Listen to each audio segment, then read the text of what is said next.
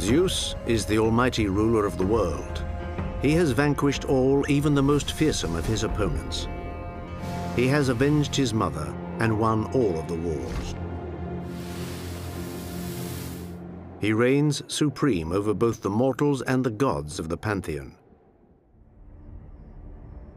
There are 12 of them in his grand council, 12 gods and goddesses, the great Olympians. But after battling his way to the top, Zeus found himself presiding over a universe that had been turned upside down and torn apart. He thus had to remodel the world, as it were, to establish a more harmonious, a more measured form of governance. But can power be exercised without that passion that consumes the heart as well as the body? The truth of the matter is that Zeus liked to seduce. It was in fact through his many wives and mistresses that he would strengthen his own power. Zeus would acquire the assets of each of his conquests.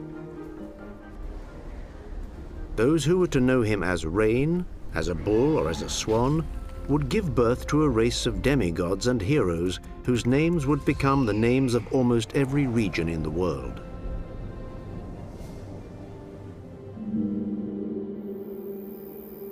Zeus's amorous adventures were thus more than just romances.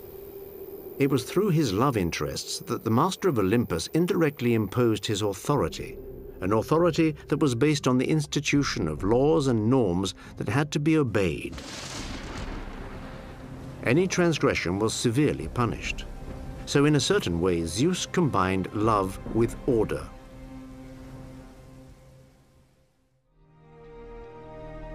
First, there was Metis. Metis was a beautiful sea nymph.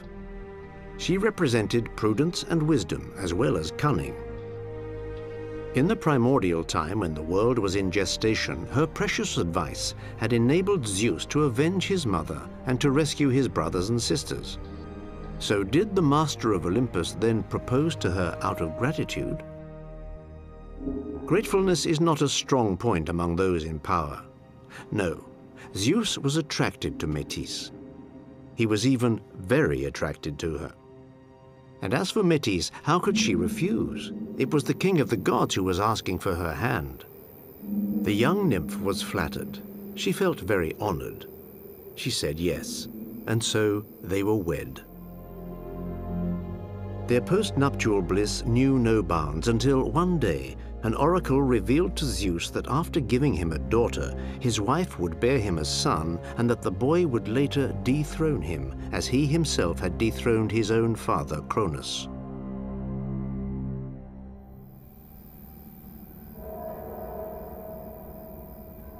We can imagine how disturbed the divine ruler felt.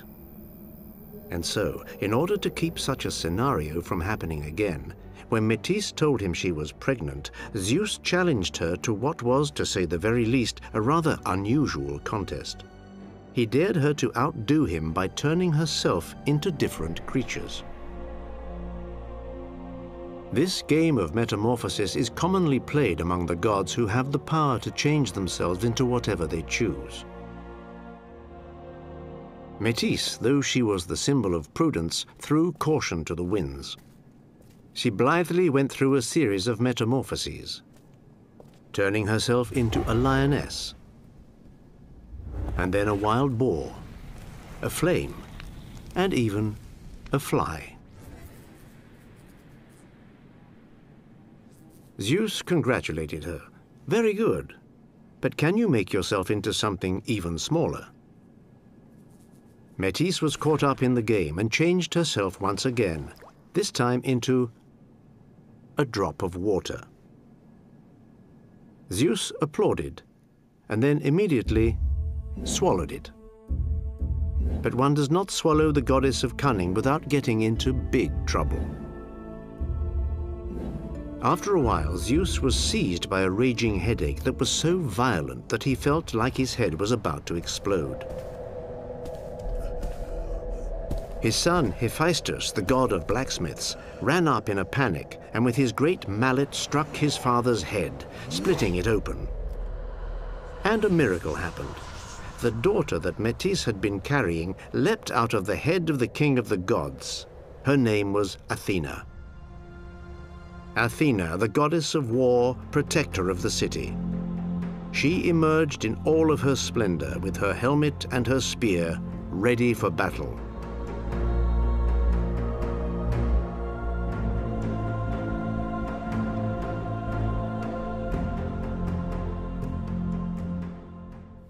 Rhea, Zeus's mother, became aware of her son's lustful tendencies.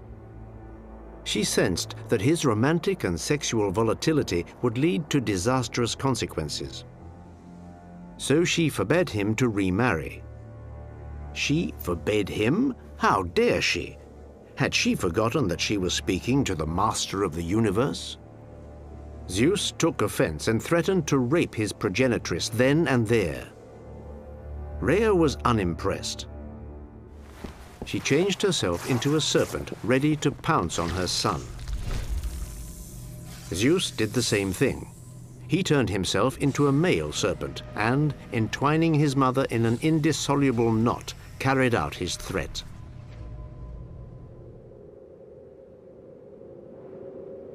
With his mother out of the way, Zeus did not waste any time in choosing a new wife. And he did not choose just anyone. Through Metis, Zeus had acquired cunning and prudence. What he lacked was a sense of equity, a sense of justice. He therefore set his heart on the venerable Themis, a Titanide. Themis was the goddess of justice. She and Zeus would have 15 children together. To begin with, there were 3 lovely daughters, the Hours, 3 maidens who would oversee the regularity of the seasons.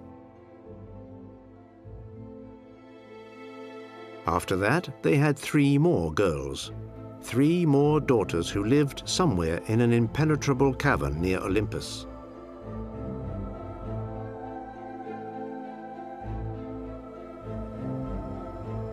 Three beautiful women with vacant eyes.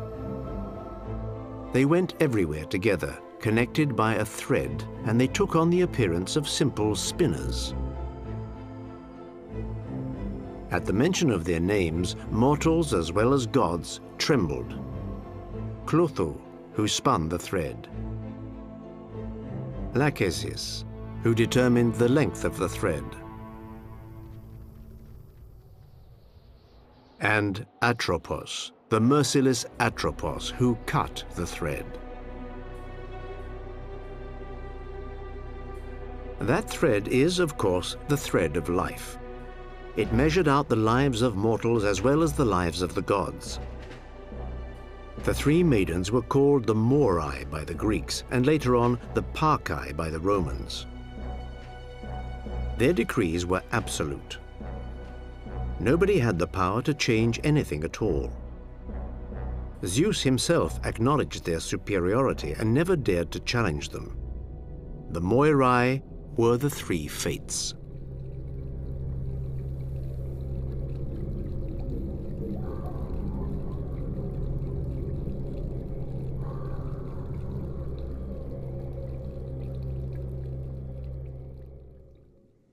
It wasn't long, however, before Zeus repudiated Themis, although he kept her by his side as a sort of counselor. So far, his love affairs had given him prudence, cunning, and justice. But what is a king without a queen? It was time to choose a queen. She would come from his own family, and since incest was quite common in the world of the gods, Zeus's 3rd wife would be none other than his sister, the goddess Hera, who was violent and irascible, and very jealous.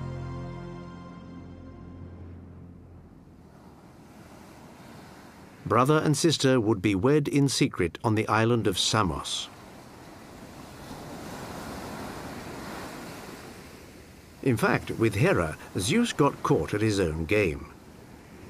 For Hera at first spurned his advances. Zeus tried to seduce her in vain. After several failed attempts, he appeared to her in the guise of a young bird that had fallen from its nest and was shivering with cold.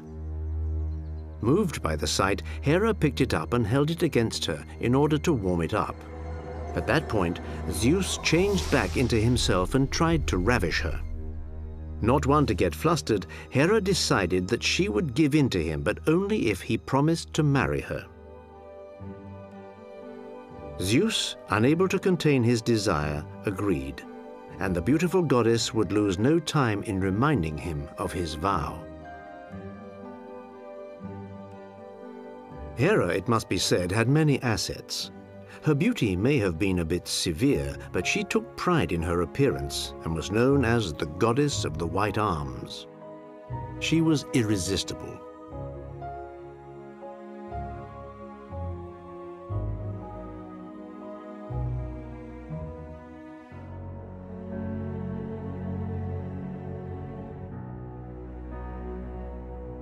His marriage to Hera, which in a way had been forced upon him, and the beauty of his wife, did not stop Zeus from pursuing his amorous affairs, which he did with a very precise aim in mind.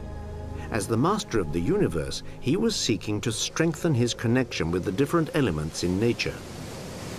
For example, with water and the seas. Where had he met Eurynome, the oldest daughter of Oceanus? Oh, well, it doesn't matter. Like the others, she succumbed to his charms. She would give him 3 children, the famous Graces, the 3 Graces who personify the joy of life, deemed to be a gift from the gods.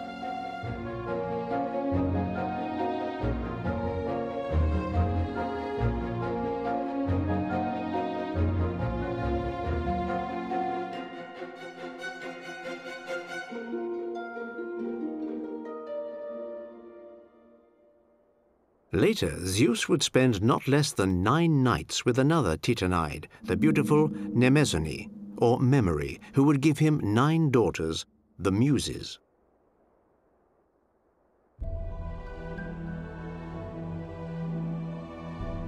The Muses represented the arts, and each muse had her own special gift: eloquence, history, poetry, music, etc. The Muses divided their time between Mount Olympus, where they entertained the gods with their talents, and Mount Helicon, where, it was said, there was a spring that was a source of poetic inspiration.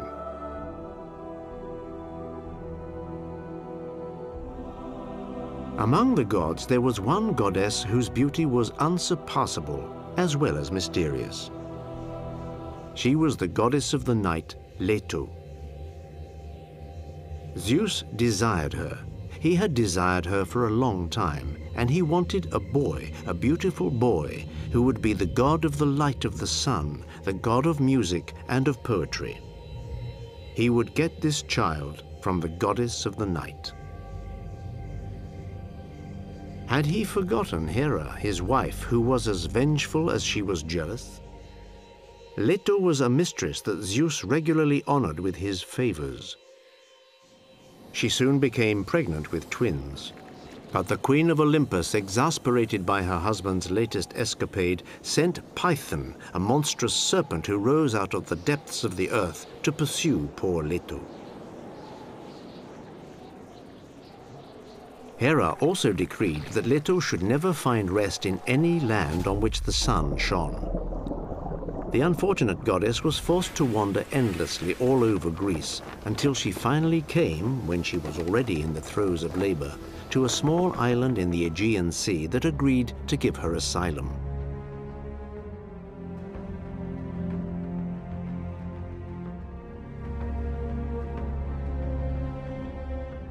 She gave birth to a girl, Artemis, and to a boy, Apollo.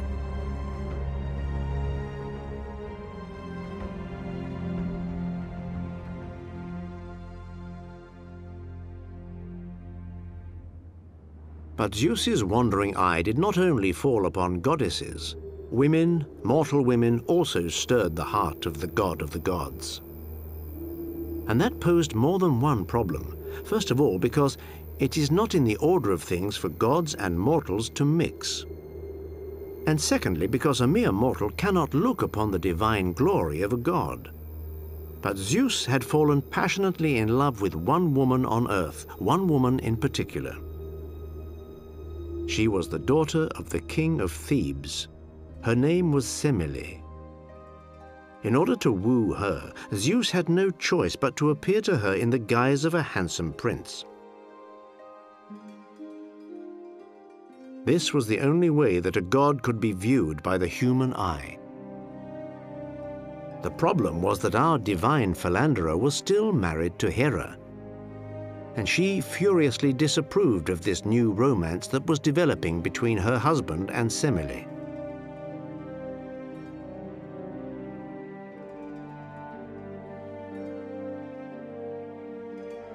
Hera had no intention whatsoever of turning a blind eye. She took on the appearance of Semele's old nurse, an elderly woman whom Semele loved and trusted, and went to see her.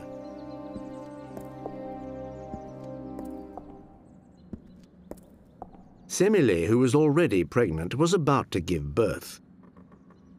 "This man who claims to be Zeus," the old nurse said to her, "are you sure he's not an impostor?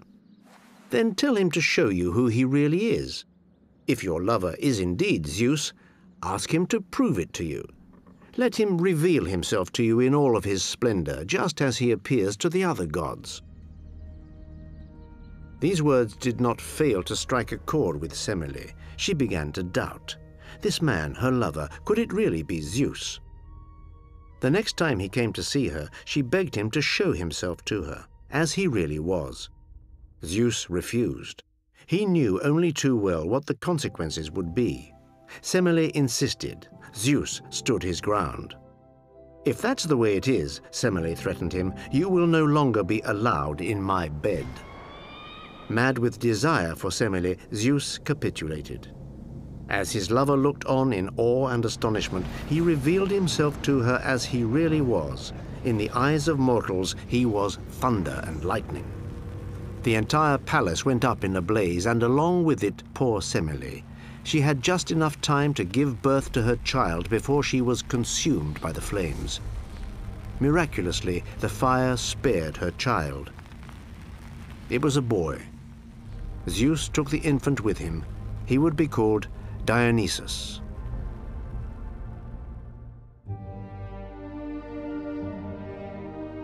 Clearly, Zeus could not sleep with mortals without employing incredible stratagems. At times he became an eagle, at other times a goose, or even a shower of gold, varying his many amorous metamorphoses just for the pleasure of it.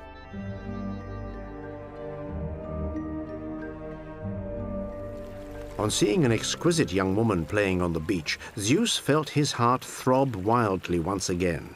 She was a princess, the daughter of a king from the shores of Asia. How should he approach her? She was leading her flock out to pasture.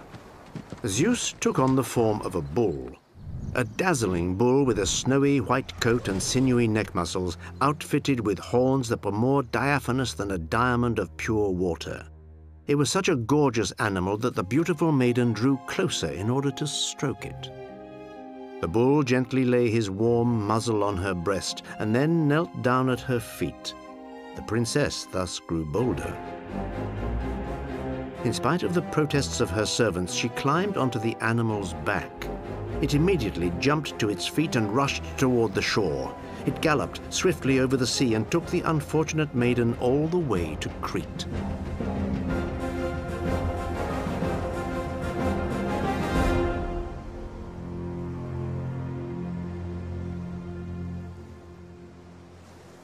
Once there, Zeus changed back into human form and then satisfied his desire. The princess from Asia who would live here in Crete from now on was named Europa. To thank the animal that had enabled him to abduct the princess, Zeus placed the bull up among the stars. Keep your eyes on the sky. Not too far away from here is the Big Dipper. Its real name is Callisto. In Greek, Callisto means the most beautiful. It is therefore hardly surprising that Zeus fell head over heels for this nymph.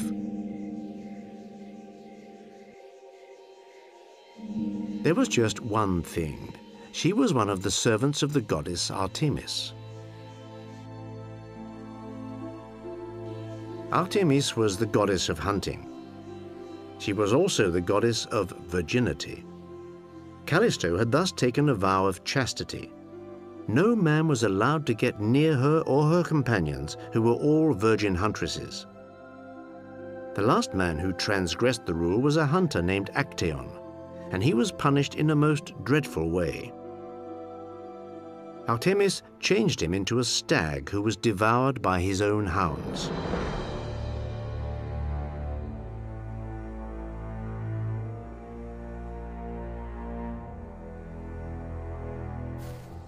Zeus was well aware of the danger. He wondered how he could get around it. Who would Callisto trust without any suspicion whatsoever? The goddess she served, of course, Artemis herself. So he approached his heart's desire disguised as the divine huntress. And there he was, or rather, she. What Callisto saw was her mistress, who was making eyes at her and covering her with voluptuous caresses.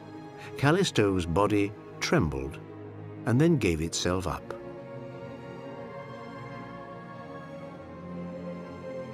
Several months went by. Callisto noticed with astonishment that her belly was growing. What was happening?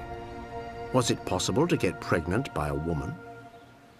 It didn't take Callisto long to realize that she had been deceived by Zeus. If, by some misfortune, Artemis were to find out, that would be the end of her. A terrified Callisto desperately tried to conceal her pregnancy in any way she could. She kept herself hidden, wore larger and larger garments. But one day, when she was bathing in the river, Artemis, the real Artemis, discovered the truth. Callisto had gone astray. It didn't matter whether she'd been tricked into giving in by a god or a mortal. She had to be punished. Sensing the goddess's wrath, Zeus, who was worried about Callisto's unborn child, immediately turned his lover into a bear and hid her away in the mountains. But he underestimated Artemis's abilities. Was she not, after all, the goddess of the hunt? Weren't her attributes a bow and arrow and her quiver? It only took Artemis a few hours to find Callisto. And without any hesitation, she shot the she-bear through the heart with an arrow. Callisto was dying.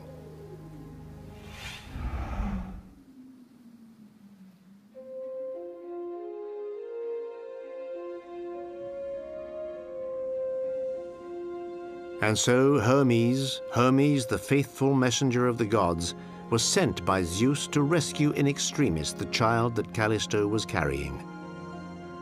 The boy would be named Arcas. He would become king of Arcadia. And what about poor Callisto? Zeus didn't forget her. He put her body up in the sky to become Ursa Major, the great bear, commonly known as the Big Dipper.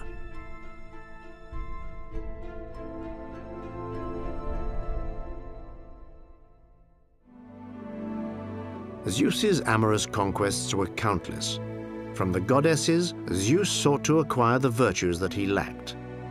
But he also spent his time seeking beauty for his own pleasure, beauty in its purest and simplest form, wherever he could find it, whether among goddesses or among mortals. Zeus may have been the master of Olympus, but in matters of love, he was not any better than the rest of us mortals in overcoming his desires. He was a very human, all too human, king of the gods.